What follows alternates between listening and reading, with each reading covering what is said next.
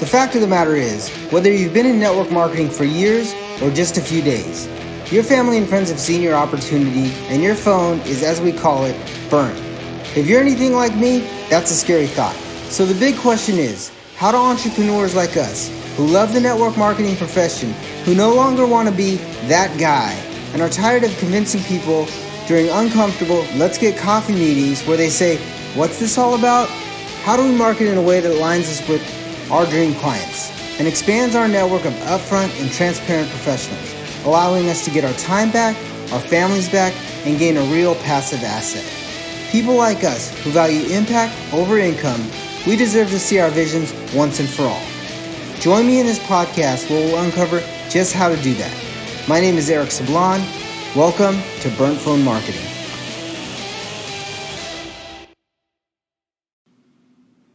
Hey guys, what's going on? Eric Sablon here with Burnt Phone Marketing, and I'm actually excited today to share with you this interview.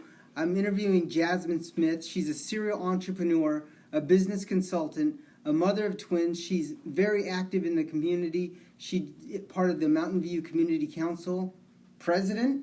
Yeah. And she's launching something new that I'm super excited for her to tell you about. She's got some great opportunities coming up, but I just kind of want to start off like I normally do, Jasmin, and just start off with your backstory and where you came from and, what you've been doing to create this empire that you're building. Okay, yeah. So I'm pretty much a lifelong Alaskan, but my family is originally from Savannah, Georgia, by way of Sumter, South Carolina, and Allendale, South Carolina. So I'm kind of Southern at heart, but Alaskan in my mind. Raised in Eagle River, Alaska, moved to Anchorage as an adult. I've always loved being Alaskan because it is literally the last frontier in terms of opportunities. So it suited me well, being somebody who always wanted to start a business and do something different. When I had my twins, I realized it was time for me to take my entrepreneurship a notch up and go from doing things for fun to doing things to really build an empire and a legacy for my kids. So that's why I'm really involved with entrepreneurship, activities in my community, and anything I can do to just be present and show my kids you can do whatever you want to do. So I'm really big on family. Nice. I'm really big on family too. I have seven kids. You're so strong and brave. I get tired with twins, so I'm like, I don't even know how you do it, but kudos. Well, the youngest is 20, so I'm on the down slope of that. So, I kind of wanted, you said the last frontier of opportunity, and, that kind of struck a chord on me. And what I'm noticing is you're always really cutting edge on some of the marketing things, some of the things that you're doing. You have multiple businesses, you're doing some consulting, you have a location where you share with the community, places where people could actually come. So what would be like a tip that you'd give a new entrepreneur that's kind of getting ready to start, that really wants to expand? What would be the first kind of tip that you'd give them to get started and get the nudge? Number one tip to get started and get the nudge, if you are somebody who wants to start a business, is know what you want to do and know your market. And I think that is so crucial, and I can say openly that has saved me and made Baby Vend amazing, because a lot of times you get this idea and you say, I want to start a business, and that's cool, but you don't know how to customize who wants your business, who needs to come to you, who wants to buy from you. And you don't know that unless you know who your customer is. So my number one rule of thumb is that I swear by now, before anything else, once you know what you want to do in your business, you absolutely have to know who is your market and who's going to want to do business with you. Yeah, so I do a lot with Stephen Larson, and he always talked, Russell Brunson as well. He's the founder of ClickFunnels, and he talks about throwing your hooks in the water, throwing your hooks with bait that customers, that it's in the right section, in the right market. Exactly. I swear by that. Like, I feel like a lot of times back when I started my business, I slept on marketing, and people just jump straight to like, I'm gonna make a pretty flyer and a pretty commercial and a pretty business card. But the truest thing I ever realized was, if I don't know where to find people to give it to, what is the point? I have to know where my people are, Right. So it's, like the marketing is huge. People kind of sleep on it sometimes, Well, a lot of times there's a really good salesperson. They can sell anything, but then they can't really market. So they're going through, and we talked to Jen Christian about this. They're going through a ton of no's because they're in front of the wrong people. Exactly. One of the really cool stories we had over lunch was you actually hired I'm going to let you tell it, but you actually hired.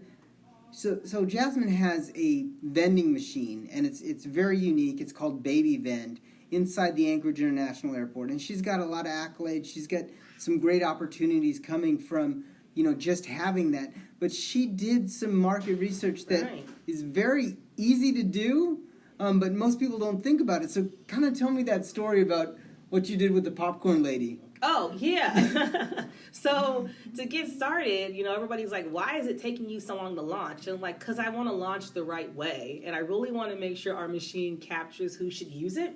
So shout out to Jazzy Popcorn, my neighbor with the mostest in the airport. I was working with her, and I'm like, okay, Jazzy, anytime you see somebody in front of the machine, let me know who it is. Take a picture, give me some notes so I can get an idea of what demographic is actually coming in front of my machine, because that's my market, right? So once I did that with Jazzy, and she's so I call her Jazzy. She's the owner of Jazzy, but once I did that with their company, the data was invaluable, like just saying who's walking in front of our machine, who's clicking things, what are they saying, what do you hear? That was able to allow us to build, value with our machine. And it cost nothing. It was just time. Even when we went in there and we were walking around asking parents questions like, hey, have you ever forgot something before? What do you wish you had? It didn't cost us anything but time. And it was invaluable because now our products are dead on because we went to the right place and we know who wants it and we know how much they're willing to spend. Right. And finding your avatar, and I'm actually going to do another podcast with a buddy of mine that just actually finished an ebook, and it's about finding your dream client. So we'll launch that one later on. However, this is really good because if you're going into business and you don't know who your real avatar is, you're going to run into some issues. Most people, when they find an avatar, they're like, oh, it's this person, they're 30 to 6, 25 to 30 years old, they're doing this, they have a value, they make this much money, but really what you want to do is you want to be able to find that hole, cross that niche, and provide the service that fits in that area. And you've done that, and it's I think when you really listened to what Jazzy had to say, it was almost a kind of a shocker on your. Well, yeah. Because I don't know. People pay all this money to go to websites and get all this stuff. So the one thing I remember from consulting is they always told us there's two types of market research. You got primary and secondary. Mm-hmm. One of them is the data that's already out there, and I feel like people sometimes rely heavily on the words of somebody else. Right. Then the other market research is what you had to go and find out for yourself. So for her to say, I'm here every day making popcorn, I can tell you who's stopping. I can tell you who's smiling. Before you sell something, I can tell you what they're looking for. So it was that's something I could not have found from anybody else had we not done it ourselves. Right. And if it's your business, so you kind of have to do your own market research. And a lot of times, like she said, is people will go to the internet and just basically find a standard. Yeah. And remember, the riches are in the niches. So you really want to be able to niche it out. If you can niche it out and figure out what problem you're solving, your business will blow up, it'll expand, and it'll do a lot more than you really thought it was going to do. So I'm going to ask you the next question is, and we're doing Baby Vend right now. We already know the business, but what's your future-based cause? What's the reason that we're out there doing Baby Vends? What's the reason? I know you have a big why, so what is the big reason? So I have two reasons and two whys. My number one is I really want to be able to leave my kids something amazing. And when you're in the service industry for so long, you work all the time. Mm-hmm. And I love Baby Vend because it allows me to reach a lot of people, help people, but also I have more time for my kids. Mm-hmm. It's so much easier to just restock a vending machine than writing 18 business plans in a week and being up all night.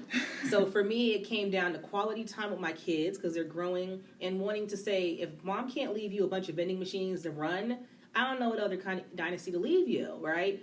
But it was also me wanting to take care of other families and parents too, and being like, I know how it feels when you're traveling, like, did I pack enough? Do I have enough? Oh my gosh, what if we run out? So a lot of times for parents, we can't really enjoy our excursions because we're all caught up on packing. Mm-hmm. So Baby Vend for me is why we always say putting the fun back in family. Mm-hmm. So you're not worried about what's in the diaper bag. You're knowing that if it happens, it's all good. I don't care because there's an option. So that was my two eyes, my kids and wanting to have more time with them and leave them something good. And then other families knowing that I know how you feel when it comes to excursions and outings. Let's just go back to the good days when we just had fun and enjoyed each other. Right. I mean, if you've seen some people, they just literally, they will load up their bag and they have this thing set up. But, most of us, when we're running through life, it's like, boom, oh, I forgot this or I forgot that. Yep. And to be able to have that, especially at an airport or a location where you're not going to be able to get that kind of stuff as easy as you are, Baby Vend provides that solution. So that's really cool. The future-based cost is huge. So you've been an entrepreneur for 13 years, and you said that time is a big thing for you. So what would you have told yourself when you started 13 years ago to increase the speed of your business or businesses? 13 years ago, Jasmine would have valued relationships a whole lot more. Back then, they were secondary to me. I knew what I wanted to do. I knew how to do it. And I thought that was all that mattered. But I neglected to understand the importance of doing right by people I want to work with and my clients and my customers. Mm-hmm. And as a result, I had so many hiccups that were preventable. Like, I lost this poor guy, and I love him to this day. I mean, shout out to, Shirts Up. Ray was so patient. He was one of my first clients. I lost his whole tax file because I was just doing my own thing back then, and you didn't realize, your clients and customers are the ones who are giving you money. Mm-hmm. So I wish I could go back in time and treat them better. I wasn't mean to them. I was more about it was me in my business, not realizing they're actually my business. Mm-hmm. So I just tell people nowadays, especially in a place like Alaska, don't sleep on the power of relationships and how you treat people and how you know people. It took me a lot of years to get that and grow it back to being a not self-centered person, because when you're young, you're like, it's about me and my business. But so I think that's huge. It's I would tell my old self, treat people better and value them and understand it's their money that's coming to you. And we were just out there talking about something else, and we just realized how important the network is. I mean, your network is your net worth, and I tell people that all the time. It's like the relationships that you build. Mm-hmm. Build off of other things. I mean, it's just like us. We've known each other on Facebook for years, and we sat down at an event and finally talked to each other. Like, I knew who she was. Yeah. It was in passing, but we were at an event that two of our really good friends were at. Thank you, Molly. Thank you, Jennifer. Exactly, Molly and Jennifer. They've both been on the podcast. Thank you. Go back to episode 13 or 12, and go back to episode 3. But that's funny. It's like you take those relationships and you build off of them. And if that would be one of my biggest nuggets, is because I was in sales for so long. Right. And it's like you reach out to the client, but a lot of times you're reaching out to the client for the wrong reason. Right. You're reaching out to the client for you, not to solve their problems. Exactly. And when you start solving, what do they say? The bigger the problem, the more you're going to get paid. Man, that's true. I think that's honestly what I missed back then. I didn't realize I was there to solve their problem. I was like, you need me. Right. I am the accountant. I'm here for, you need me. But I'm like, oh my gosh. So it took a lot of work. So I get it though. When you have those kind of mentalities, of course you got to hire salespeople to kind of push that. But when you are about them, it just manifests naturally. It does. It's an amazing what you put out there, you get. And I actually I watch Darren Daily every morning, and he says, "Are you a jerk?" And I was like, "Whoa, what is this about?" He goes, whatever you are seeing out there is a reflection of what you're doing. Right. So if you're seeing a bunch of jerks, look in the mirror, because you're probably that. That's a nugget. And I was like, wow, that's crazy. I'm laughing. I'm like, that's a terrible nugget, but that is so true. But it's funny because now we see when we're working with different people, it's like they're so open. They're ready to help you. They want you, they want you to succeed. And that's what I really like about, the network that we're building, the things that we're doing. So what are you currently working on, and where can our audience find more about you? Yeah, so right now we are hardcore Baby Vend, babyvendunlimited.com. We are testing some new markets. We're soft piloting some launches in Texas, Florida, Georgia, and I'm working hard on Washington to get our national market up. We are opening up some new markets in Alaska. We just visited Fairbanks to get a machine at the Fairbanks Airport. We're scheduled to be at the Alaska State Fair. Working on that's like our quick turnaround time. And we're working on a couple other locations as well. We've also are working on expanding our venture to include a new arm or a new company. And I'm still playing with names, but I do like, can you vend it or we can vend it, something like that, because we get a lot of requests now for people that want their own vending and kiosk solutions. So aside from Baby Vend, we're going to be unveiling some vending training and how to get yourself started in the business. You know what I like about that is, think about it. She found something that she was passionate about with the Baby Vend, and she's taking it to another level. But it's still symbiotic. It's literally the same frameworks with a different product, and that's one thing that's really cool about that. And you've seen vending machines before. And, Best Buy did it a long time ago, so that people are willing to spend money inside a vending machine. And well, I mean, it's a convenience. It's convenient, less overhead for staffing, stock it whenever you want. I'm like, I just never realized the whole vending world and how awesome it could be. So now that I'm all in, joining vending clubs and all kinds of stuff, so I'm like, Team Vend. And what's funny about vending machines is if somebody's there and they're filling a need, they're like, if you went to a candy machine, you're going to go get a candy bar, and if they're out of Snickers, you're going to buy something else. Exactly. So what's cool about a vending machine is that customer already said, you know what, I need this. Yeah, like I stopped here, I need this. Yeah. So if they're out of one thing, they are going to buy something else. Exactly. They're not going to be like, oh, you're out of that, I'm not going to do it. We get that all the time. Like, oh, you don't have that one? Oh, well, just give me that one. Just give me that one. I'm already here. I'm already here. So, and that's really cool because you're not really trying to do extra sales. Right. They're already making that decision. So I know that training, and you've been doing some consulting before, and you still do the consulting. What books or seminars have you recently attended, and what do you plan to attend this year? Yeah, so because my kids are at that crazy age, I haven't got to read much like I want to recently. The last book I read was like, So You're Crazy Enough to Start a Vending Business. So I read that. But we recently started negotiating joining the National Association of something Automatic Vendors Group. It's called NAMA. And they have this huge vending conference every year. And we're working hard on getting to go to that because they have all kinds of training and networking. I don't think we can afford to bring our machine, but we're going to bring like a 3D pop-up model. So that's a big thing on our radar this year is like training and getting certified and things like that. But yeah, all my books lately are like vending books. Right. You can vend, dreaming about vending. So I've been all in on that. So I just wanted to kind of reiterate that to the listeners. Like, she used to be a reader, and now she's into vending, and she's all in. Like, everything that she reads, she understands all of the things because, like we said... Gotta educate. Yeah, educate. And it might not be reading a book, but it's reading something about it, something... Well, I mean, I had no idea how to even... I never touched a vending machine until 2 years ago, so I love reading. But yeah, I had to immerse myself. I'm reading books.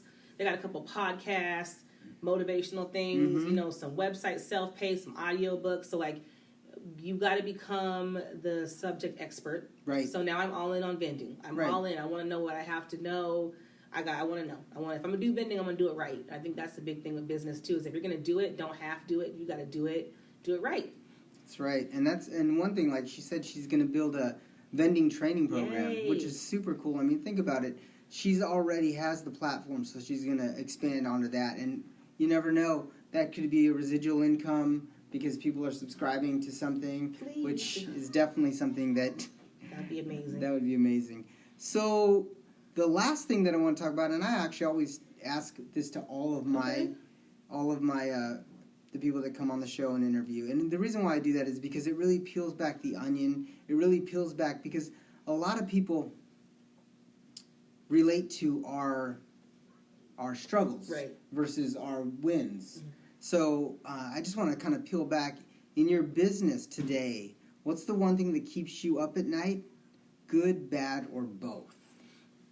Yeah, the one thing that keeps me up, good, bad, or both, is just always worrying about sales. You know, I mean, you have the right products there, but you always wonder and worry, are they going to buy it? Is next week going to be as good as this week? Do I have the infrastructure to maintain myself if I have a slow day or a slow week? I think in vending world, we're always worried about technology. You know, one lady one day selfishly unplugged our vending machine to charge her laptop, and I'm like, that lost me about 7 hours of sales. So I am constantly thinking about my machine right now. I feel bad. Like, I have to tell my honest story. Like, when we had the earthquake, it happened, and for like 2 seconds, I'm like, oh my God, my machine. What, my kids? So you just never stop worrying. It's not like a regular job. I don't get off work and stop thinking about it. Like, because one mess up on my end affects my money. So I don't really get to clock out. Right. So I'm always thinking about sales and products, and are they happy? You just always wonder, you know? Yeah. Sales are a big thing, and sales drive it. And you've done a great job marketing. And thank you. You've gotten a lot of press on the Baby Vend. I mean, you've been on the news. You've been on some different channels. I know you've been all over Facebook, and then you might have an opportunity to get on a really big show. Yes, I'm still working on that. I took a break. I was supposed to go on, do my little Shark Tank. So I'm like, let me just wait a little while, because the more I can show them, the more I can ask for. So. Right. And guys, think about that. She had the opportunity, and she's going to wait a little bit. And it's not because she's waiting because she's not sure. She's just waiting because she wants to compile the numbers. Mm-hmm. So when she's ready to go, you know, what's the first question they always ask you? How much? What's your numbers? Yes. What's your numbers? So I want to give them numbers. So guys, I hope you guys got a lot of nuggets today. We're right at the 20-minute mark, and I just kind of wanted to go over some stuff and understand that, you know, you don't have to be the perfect entrepreneur. You don't have to be. You can just kind of build off what you've already had. And you know what I'm going to do is in the outro, make sure you listen to the full outro, because I have something that I'm giving away for free. It's a free marketing summit that you guys can take a listen to. It's 30 of the best internet marketers that if they lost everything, what they would do every single day for 30 days. So, guys, thank you for listening. This is Jasmin Smith and Eric Sablon with Burnt Phone Marketing.